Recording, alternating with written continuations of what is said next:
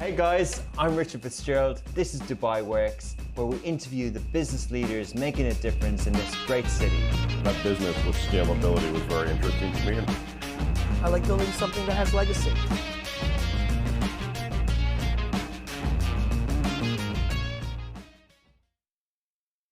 Welcome back to another episode of Dubai Works Business Podcast. This week we're joined by Sanad Yaghi. He is the co-founder of Dukkantek. So they are a store management platform aiming to help business owners to keep track of transactions, monitor sales, calculate VAT, and generate reports and calculate profit margin. Today we're going to talk about how he came up with the idea, the competition, the marketplace, the industry, and also their plans for the future. Welcome, Sanad. Thank you for having me. Thanks for coming in on a Friday morning when everyone else is off on holiday. No worries. So such is the life of an entrepreneur. Exactly. No days off. No days off. Is that true? Do you take any days off? Probably about 1 day a month. 1 day a month. Wow. Yeah. Any particular day, or you just need when you need a rest? I know when I need to recover. It comes out of nowhere. Yeah, it just hits you. So when did you start off Dukkantek? In ideation, or when did we actually launch the business? A bit of both. So we started thinking about Dukkantek back when I was working at Waila, based out of London. Me and my co-founders, and it didn't really come into fruition for another, I would say, 7.5 months. When was that? Right before COVID, so March 2020 is when we first had the idea. We spent most of 2020 validating the idea, and then launched in January of 2021. Okay, cool. And what exactly is Dukkantek?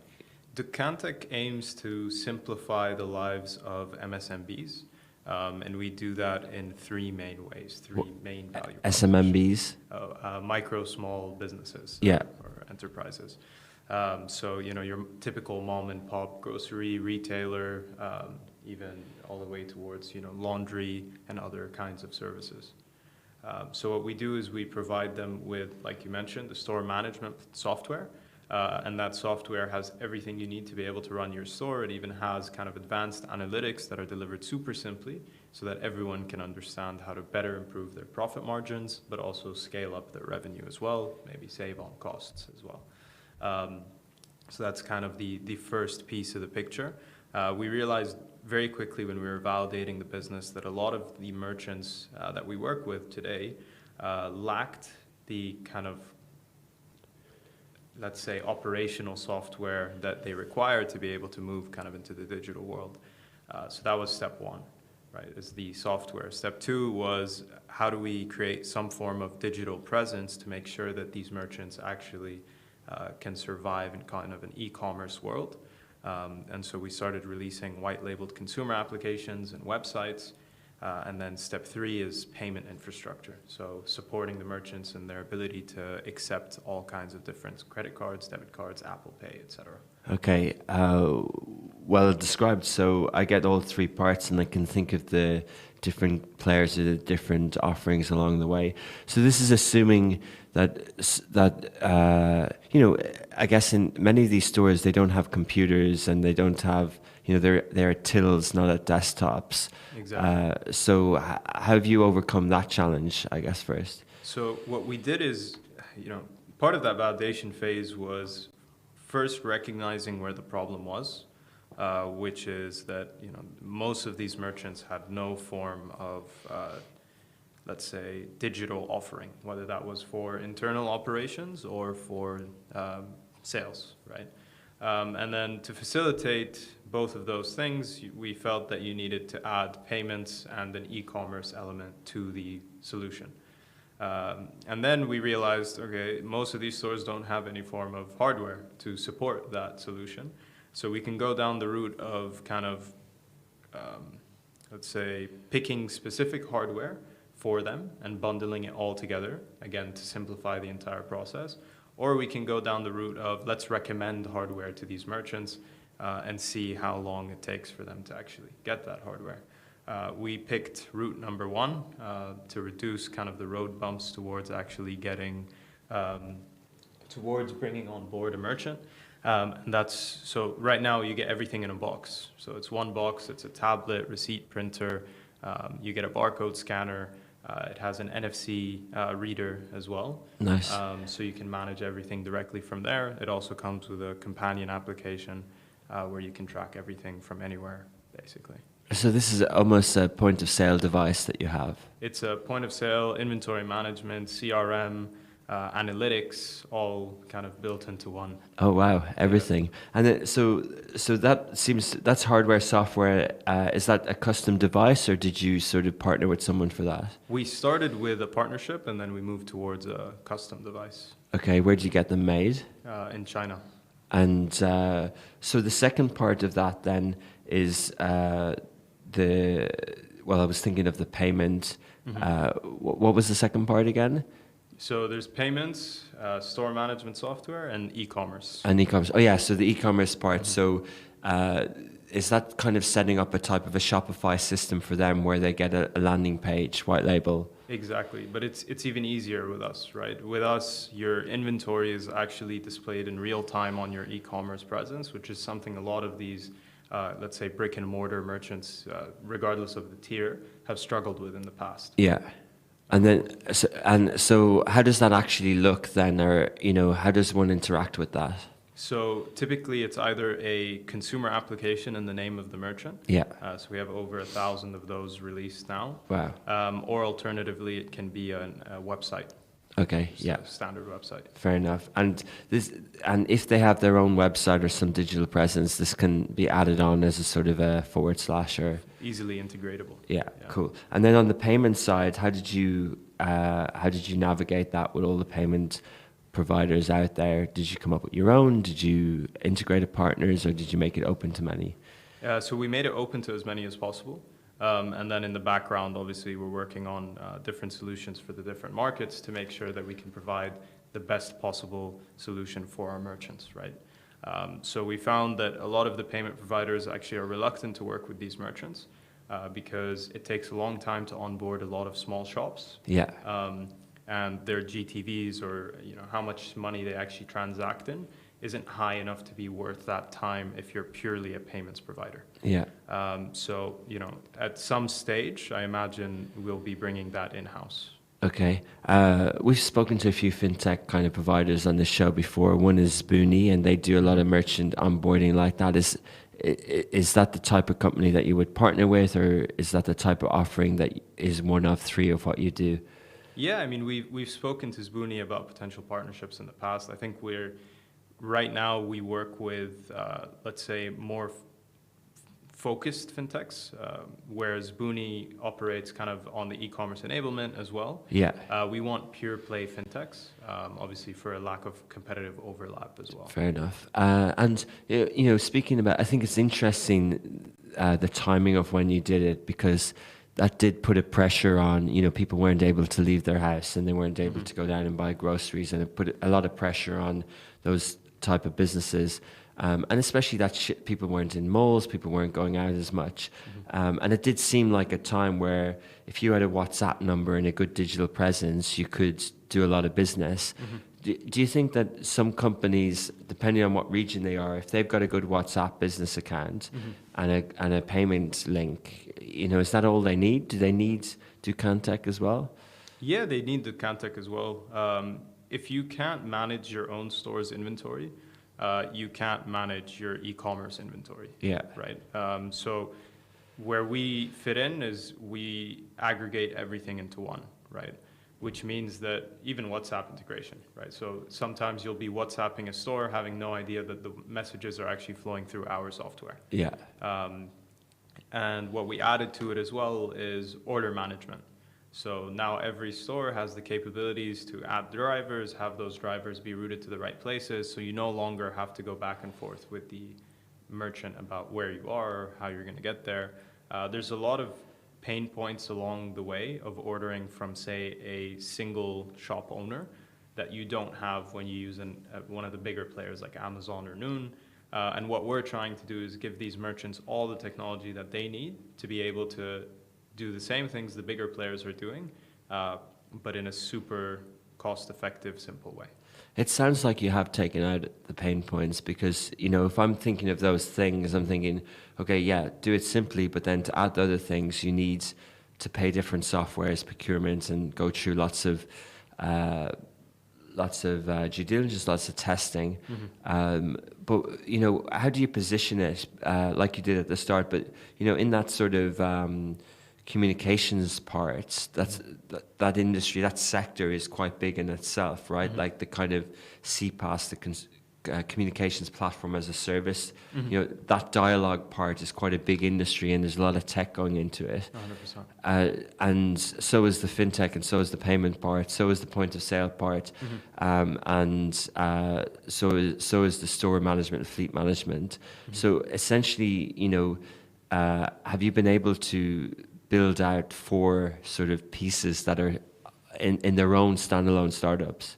Yeah, I mean, what we did is we're an all-in-one, which simplifies the entire process for a merchant. Instead of a merchant having to go to 7, 8 different companies to get the value that they need, we do it in one shot. Right? Okay. Is it more expensive? And how do you keep the cost down? How do we keep that's our little secret. So did you raise funds? Yeah, we did. We raised a seed round last November. We raised $5.2 million from GFC, Cole Capital, a lot of external US and European investors, and some great local investors as well. Okay, seed in last November, so we're in July now. So what's the kind of product at the moment, and what's the customer uptake? So what we did since last November is we scaled to 6 new markets, 7 markets total. So we now operate across the entire GCC and Turkey. Nice. We did that in just under 6 months, which we're quite happy with. And we now have over 10,000 merchants on our platform. Incredible. And consumer uptake? Consumer uptake is very positive. When merchants have their white labeled consumer applications, we see roughly a 12% increase in revenue. Okay, great. So, and again, once they, really it starts with the merchant. Once they have that, then that's how they communicate digitally with their customers, and the customers, it's all white labels, so the customers don't even know what the Dukkantek in the background. Exactly. Okay. Exactly. And you mentioned before the show, but Dukkan is store, العربي. Yeah. It's store. I knew of another word, but mahal, but there's different dialect, and so there was another meaning to the word. Yeah. So the original Fusha meaning of Dukkan is actually to organize a stack effectively. Okay. Which we liked, right? And then for Dukkantek, in Arabic, Dukkantek is your store. Yeah. That's what it directly translates to. And then in English, it also has the Dukkantek, Dukkan Technologies, right? Yeah. So it's a little very bit of good. a mix. Yeah. Perfect name. But you were in London with Mubadala. Can you tell us a bit about that? Yeah, it was an amazing experience. I was part of their venture capital team. I was lucky enough to kind of leave straight from university and join a venture capital growth fund. Where did you study? In Washington, D.C., American University. What did you study? Finance and statistics. Okay, and when did you graduate? 2019. Oh, wow. 25 next week. Yeah. Oh, very good. Amazing. Yeah. Wow. So you were straight into that VC world when you graduated, yeah?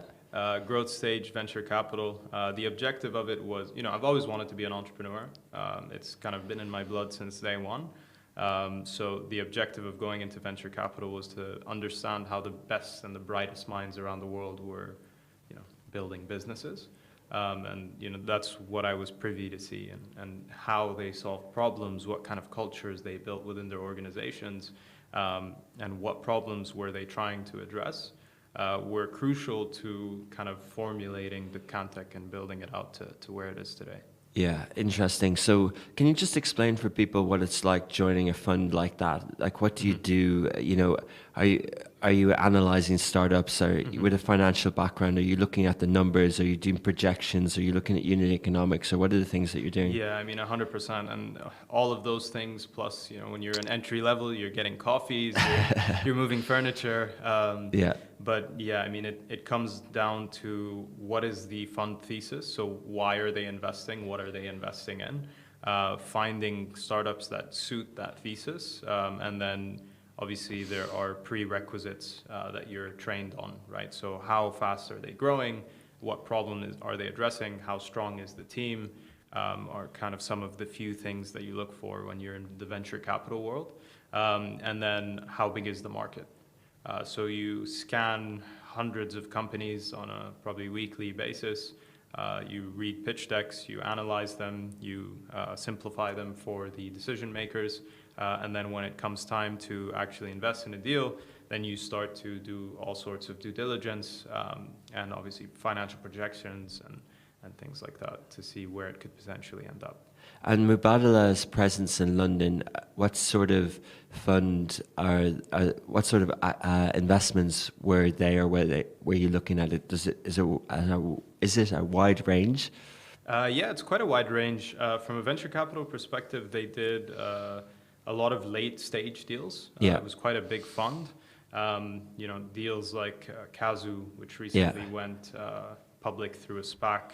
That's a UK automotive type startup car set, Yeah, so you can buy used cars online, you can get financing for them.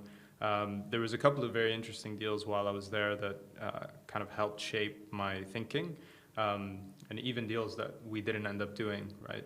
When you get to that level of startup, you're successful, right? So whether someone chooses to invest in you or not, you're still a successful entrepreneur in business. So. Very good. And so I was glad you mentioned that. So what did, from that experience, what did influence your thinking for Dukkantek? What type of, because you weren't necessarily exposed to grocery stores in your studies and in a VC firm. So what sort of led you to this? We saw a lot of deals that were what we call merchant empowerment deals. So, everything from the toasts in the US all the way to kind of light speed commerce to, so a lot of these businesses, what we're doing is not necessarily reinventing the wheel. What we did is we adjusted it to the nuances of the Middle East and broader MENA region. I still think what we have is definitely a global business. There are still untapped markets around the world, but it wasn't necessarily coming up with something completely new, right? It was kind of adjusting it for the GCC and now broadly Middle East region. Did you grow up here? I grew up in Abu Dhabi. In Abu Dhabi, and then you went to the US. So you were naturally, were you always thinking of to have your business based here for this region? Yeah, I mean, this is home for me. I grew up here most of my life, so if I was going to start a business, it was going to be here. Because obviously you have the amazing ecosystem, you have a lot of support even from friends and family, which early on is very, very important, which helps you kind of go from 0 to 1, which is probably the most difficult phase so far. Yeah, Peter Thiel, the name of his Peter Thiel's book, 0 to 1. So Mubadala are obviously Abu Dhabi based as well. Did you register your business? Did you license it in Abu Dhabi, or did you do it in Dubai? We're licensed in all 7 Emirates. Okay. So that's the... So you actually have in a free zone in 7 Emirates? Not necessarily free zone. In Abu Dhabi, we're actually onshore. Yeah. But yeah, it depends on the emirate. In Dubai, we chose the MCC. They're super flexible. Yeah. It was a very quick process, same in Abu Dhabi. And we also have an ADGM entity as well. So from a legal perspective, we tried to cover all of our bases to make sure that we don't end up with situations in the future. Yeah, definitely. And there's a lot of paperwork and admin and costs as well, although it is quite fast. But so why did you need to be licensed in each emirate? Is that related to the sector that you're in, or just in general to cover yourself? Yeah, I mean, it's a little bit confusing whether or not you actually have to. We picked the side of caution. So, I mean, broadly speaking, there's a lot of businesses that operate in all Emirates with one entity. Yeah. But federal law dictates that that's not how you should do it. So we went by the book here. So, for example, if you wanted to onboard a merchant, one of your 10,000 merchants is a restaurant in Ras Al Khaimah. Ideally, the best way to interact with them is through your trade license in Ras Al Khaimah. Yeah, exactly. So okay. From a contractual legal perspective, yeah. Okay, and does that mean that you need to be operational in each of those emirates? As in, do you need to have offices and team and bank accounts and all that sort of stuff? No, not necessarily. Just licensed? Yeah, just licensed. Just activity to operate? Exactly. Okay, yeah. and then Abu Dhabi Global Markets, so that's where your holding company is? Our holding, yeah, I mean, one of our holding, our Yeah. corporate structure is a little bit confusing even for me. So yeah, it's one of our holding companies. ADGM is probably one of the most advanced fintech, let's say, regulators in the region. So we decided to work with them on the fintech side. It definitely suits what type of business you are. And the fundraising then, I guess a couple of questions on this, but generally, was it hard to kind of, you see numbers through mobility, you see how to assess market like you described. Was it hard to convince people of the opportunity in the Middle East, especially in this sector? I think it was definitely easier than it would have been 5 years ago. Thanks really to the successful startups that came out of here in the last 10 years, the Karims, the InstaShops, the Mum's Worlds. These have all kind of convinced the broader venture capital ecosystem that there's a lot more potential in this part of the world. There's the talent, there's the ecosystem, and now there's the capital, right? So there's no excuse for entrepreneurs like myself to not succeed and thrive. Yeah. So the funds are available for here, although, different climates and different, every year it feels like a different bit of a mood around investor appetite, but there obviously is a lot of momentum in startups in the region. But you mentioned that you'd also managed to bring on board investors globally from different parts of the world. What was the conversation like with them about this region in terms of, that's a high seeds amount, and for this region, that's a high amount, right? And therefore, they would need to see value from this region. Or did you need to tell them that, hey, we're just starting here, but we're a global company? I think with some, it was we have global ambitions, which we do. With others, they are looking at the region. I mean, global venture capital right now is gung-ho about this part of the world.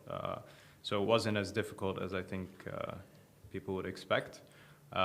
They were knowledgeable about the ecosystem. They were knowledgeable about the markets. They were knowledgeable about the kind of common challenges that you may face in this part of the world. And they were looking to deploy capital. And I mean, we're currently at the tail end of a second fundraise. And, again, with very big participation from a US-based investor. And it was very similar, where, even if they hadn't invested in the region before, they're setting up offices in the next couple of years. They're looking to pick out their very first investment in the region, and they're looking for strong, talented entrepreneurs with good businesses to invest in. Okay, interesting. So you're doing your Series A now, or pre-Series A. Okay, Yeah. and just on that, so you started with the idea during the pandemic. 2021 was quite a good year for investments. Yeah. There was a lot of liquidity everywhere. Yeah. There isn't as much in 2022. Have you experienced that? I can say that we've been blessed in the sense that not really. I think we set up from day one trying to build a sustainable business, not a business that's selling $1 for 90 cents. And that's helped us dramatically moving into this kind of, let's say, downturn in the economy and the broader economy, and now this push for profitability. We didn't have any significant issues. I definitely felt that the due diligence was much more intense. Yeah, The fair. bar was much higher, but we comfortably reached that bar. Yeah, as in the funds were there from before probably, and they still needs to be deployed. So from that point of view, but yeah, as you said, people are just a little bit more cautious with the future in mind. 100%. I mean, and it makes sense, right? I come from a venture capital background. Why should I pay X multiple when in 6 months that multiple is going to be halved, right? Yeah. So you really need to be able to justify, your growth, your, let's say, retention, your ability to continue to grow at the same rate as well, even in a potential downturn. How recession-proof is the business?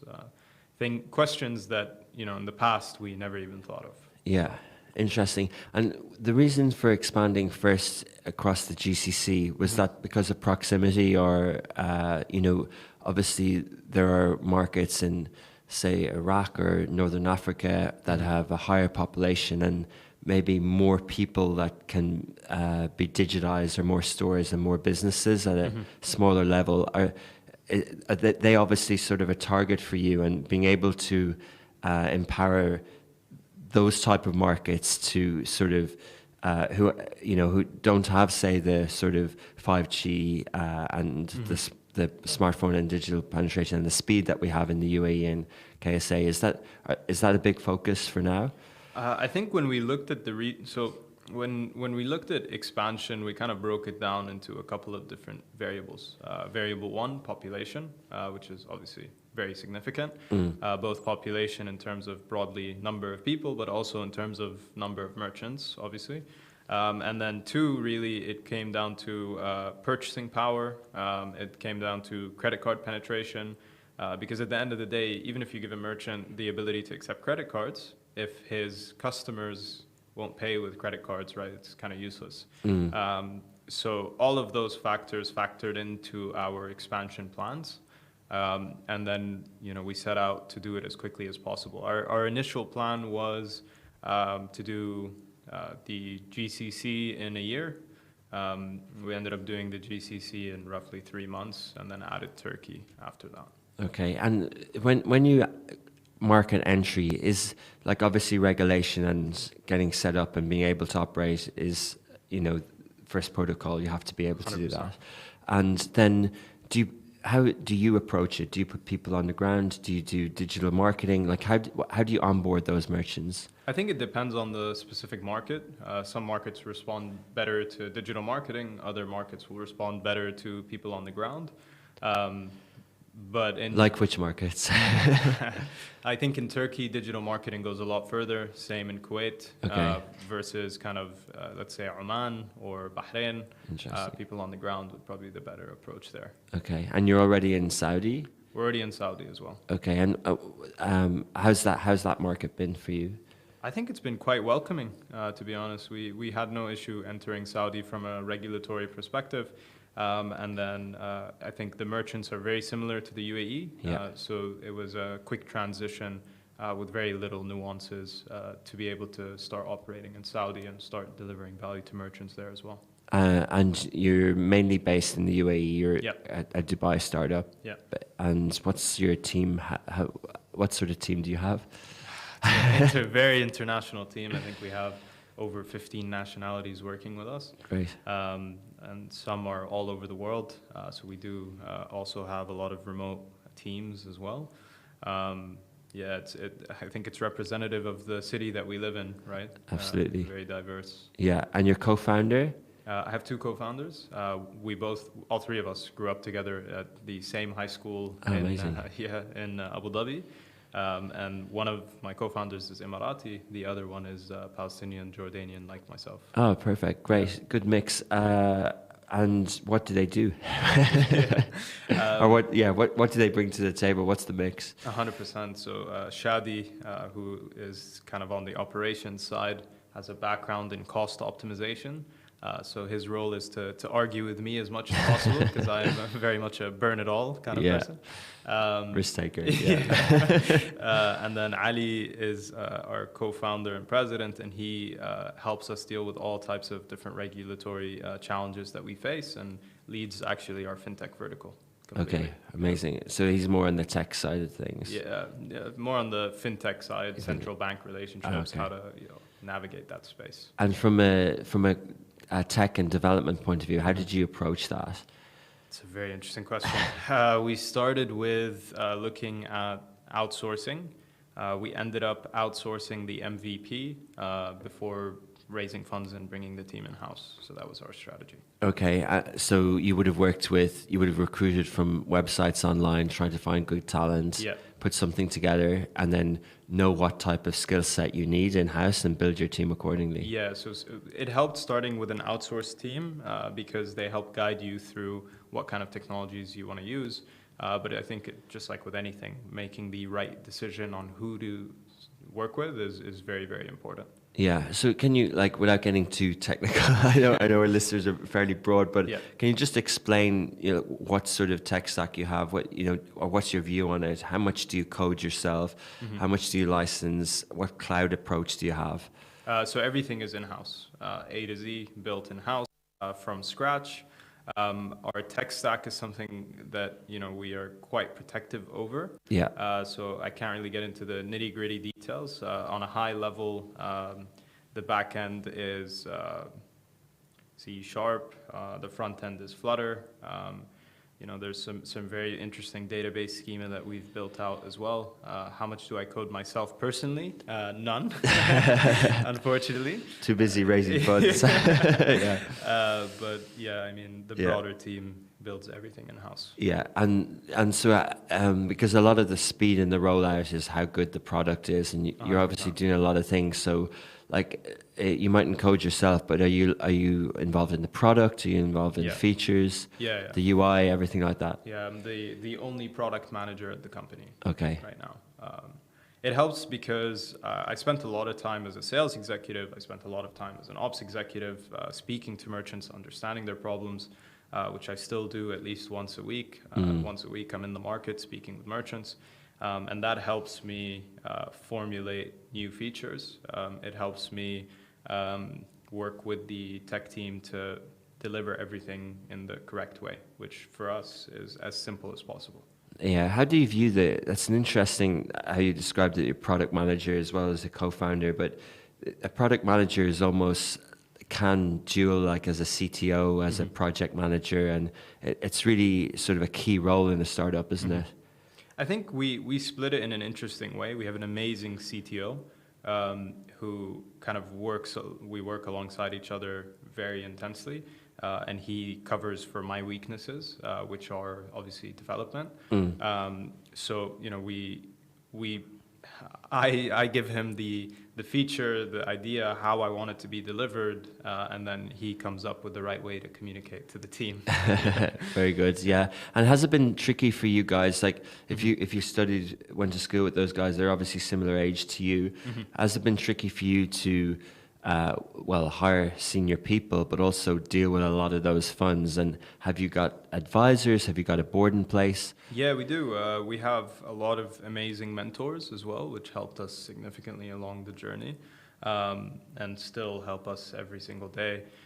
From a fund perspective, I think they're quite used to dealing with younger founders. Yeah. So I don't think there was any kind of issues there. Your interests are aligned.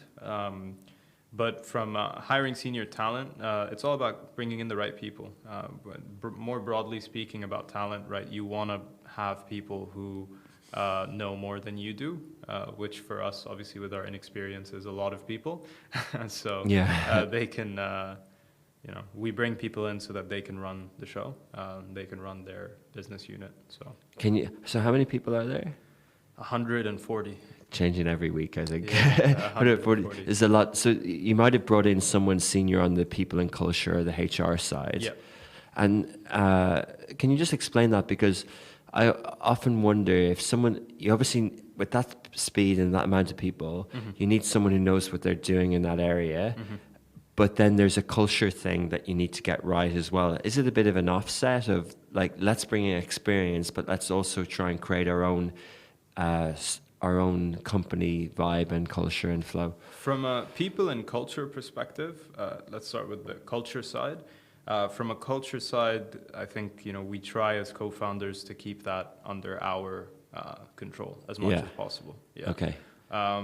From a people side, absolutely. You bring in the best talents that you can bring in, so that they can make sure that people are happy while they're working, that you're not going too far or too hard, and that they can put in the right structures and systems in place for everyone to be trainings and everything. Yeah, appraisals. Yeah, brilliant. And so, I wanted to ask a little bit more about the industry, but just is there a lead investor, and were Mubadala involved? Were you able to convince your former colleagues? We had some angel tickets from my former colleagues, Great. But we were too small. They write very, very big checks. So hopefully at some point in the future, we'd love to have them on board. Amazing. Yeah. I don't doubt it. Brilliant. So Sanad, on the fintech space, it's so diverse, it's so broad. I know you're not necessarily in that space. You're more in the retail kind of merchant space. But what's your view of the current, fintech seems to be quite hot in the region at the moment. Mm-hmm. What's your view of that area? Do you think it's saturated? Do you think that some of the bigger global tech giants are kind of primed to sort of take up a lot of market share? No, I think local knowledge and experience will always win out. To what extent, I think, will remain to be seen. Stripe recently moved into the region. I'm sure there's others on their way as well. But from a broader fintech perspective, I think it comes down to this is what consumers want now, right? Consumers want BNPLs. Consumers want, broader fintech solutions to ease their purchasing habits, right? Most consumers don't want to carry cash anymore. Most consumers want to invest in the stock market. So I think this part of the world set up their regulation in a way that enabled startups to address these fintech requirements, which I think was quite critical to having the buzz that you're describing in fintech in the region. I'm not sure it's saturated yet. I think if you look at kind of the, as founders and VCs, et cetera, we always get wrapped up into the kind of cutting edge new frontier. When in reality, if you look at how the majority of the population still operates, there's still a lot of room for penetration and market share and growth. Yeah, interesting. You mentioned buy now, pay later, and that's one of the, the macro kind of trend around tech this year, especially on the public markets, has been down. Yeah. And one of the things that's given as an example is how hot buy now, pay later was a year ago versus the valuations now. We could easily just say that that's just due to macro things, but was it a bit too soon? Like, do we really think that all the funds that went into that space warranted the sort of opportunity that was there? That's a loaded question. Look, I think it's specifically BNPLs. I think it's a trend that recently got a name. If you look at companies like Carvana, US-based automotive used car online delivery, same as Kazoo, they were doing BNPLs just with bigger products. Yeah. Right? What happened was kind of a shift towards smaller products, smaller basket values.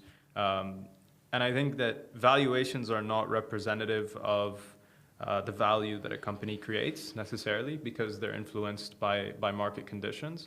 But it doesn't take away from the fact that these companies grew, and they grew very, very quickly, both from a consumer perspective and from a revenue perspective, which means that, even if right now their values may be lower, you don't know where they'll be in 5 years post-recession, right, while they continue to build. Yeah, I guess, because the way I phrased that, I talked about fintech and then I went into buy now, pay later.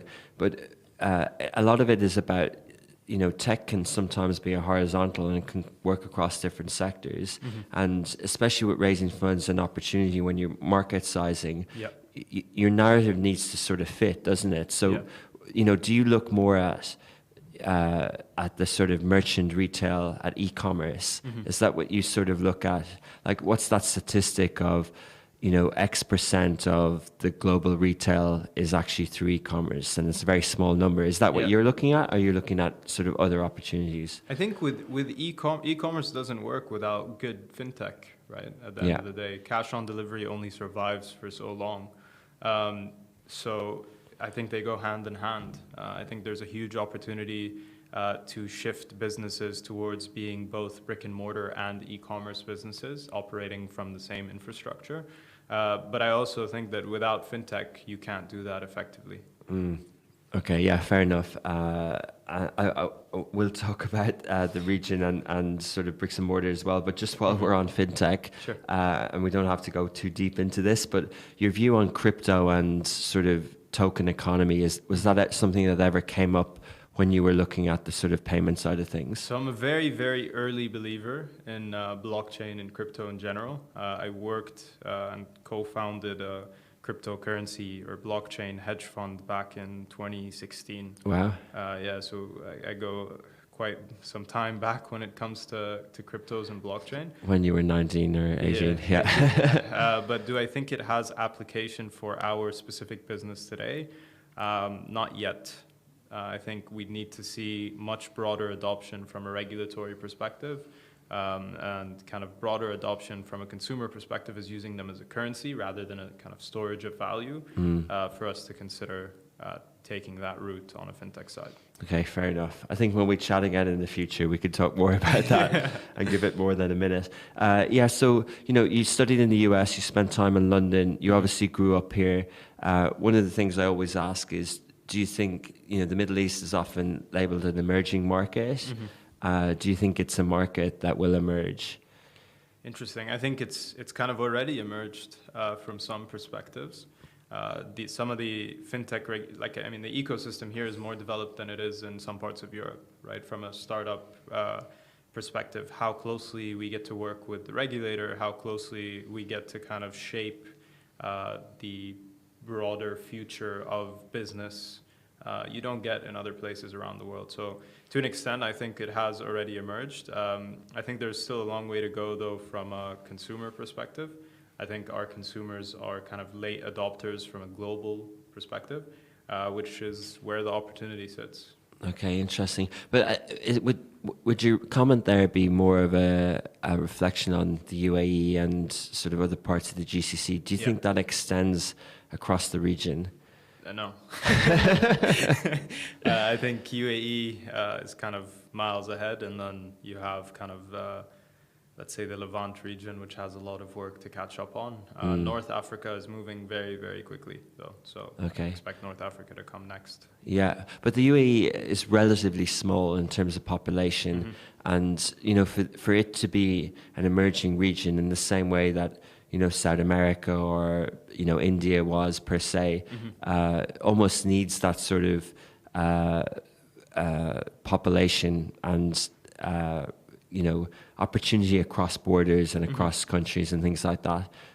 So, you know, is it a good thing? Obviously, it's a good thing that the UAE is advanced, but do you think that sort of spillover and that sort of you know, snowball effect can happen across the region with startups? Absolutely. I think it starts to breed competition, right? When you have kind of the UAE being so advanced and pulling in all the talent from all over the world, right? You start to have kind of a competitive element with neighboring markets that start to advance quicker, and obviously that pushes the UAE to advance even quicker, and it's all for the better. Yeah, fair enough. You know, I was just thinking a little bit more about the industry in the region. So, and kind of what I wanted to talk about in terms of global giants, you know, adding a new feature and then suddenly a whole fintech idea is gone per se, right? Like talking about Apple? Yeah, a lot of them do it, don't they? It's kind of like, you know, that's why I would be so afraid to be in that space. Like you might have a brilliant idea and then they just add a feature and it's free. And it's like, but, and even Facebook and Meta and Messenger and payments and things like that. But, you know, with Shopify, like they've obviously done a great job at onboarding online merchants and things like that. And you'll know the name, but there's a company in Saudi who do that just in Arabic. And they only, it begins with an S, what's it called? Which one? It's a Shopify in Saudi. I'm not sure. I'm not sure. Anyway, but I'll put it in the show notes. But basically, so they only do it in Arabic and their numbers are really good because they're doing it for that market, because Shopify haven't added Arabic yet and localized. You know, when we talk about localization trends, how important is that sort of Arabic interface as well? Depends on the market as well. I think in Saudi it is very important. In Kuwait it is very important. In Oman it's very important. In some parts of the UAE it's super important. But it depends. From a competitive perspective, you know, I had a very, very good boss. His name was Ibrahim Ajami at Mubadala. And when we were looking at a couple of deals, he used to say, you know, invest in businesses, not products. Right? So it's important when you're building a business to build a business and not to build a product that can be replaced with a feature. Yeah, right? So, feature, yeah. yeah. That's really good, isn't it? Like, you know, I was at a startup event in DTech last night and talking about unicorns and valuation, and people do sometimes talk too much about the product and the tech. Like at the end of the day, it's businesses. Exactly. And businesses, you know, can add a lot of value and grow revenue. That, you know, the rules of business can change, but as long as they kind of provide value and are doing things right. But just a little sort of nuanced thing about the region. You know, the region is, the name of your company is related to store and mall. There are a lot of malls around here. How do you see the sort of bricks and mortar thing playing out? Like, you know, obviously you would want it to be integrated, but you know, there's another argument for saying that there isn't needs as much for bricks and mortar these days. I think the interesting thing is if you look at the countries that are, say, 10 or 20 years ahead of our part of the world, brick and mortar is still an extremely important part of their economies, right? So if you look at the US, for example, brick and mortar is not dead, even though Amazon is, you know, based out of the US and offers all kinds of different services. You still have a ton of brick and mortar mom and pop shops, and you still have businesses who are empowering those mom and pop shops like Toast and Stripe, growing rapidly year on year. So I don't think we will live in a world, at least in the near future, so I'd say 30 to 50 years, where brick and mortar is obsolete. And you know, there's companies like us, Stripe, Toast, Square, that are trying to make sure that they never become obsolete. Yeah, Square, Block, I get confused. Yeah. They change all the time. It's been really interesting chatting to you, Sanad. You're obviously a really smart guy. So people to follow, as in people to follow Dukkantek, or even if there's some investors there, is it too late to get on board? I think this round it's a little bit too late. Hopefully next round, and you can follow us on Instagram, LinkedIn. We do post a lot of our updates there. Amazing. Great. Well, thanks for the time this morning. Thank you as well. Cheers. Are you still with us? I think I lost him. 48 minutes. That was really good. Awesome. Yeah, I got into it. I liked what you were saying. It was really interesting. Thank you.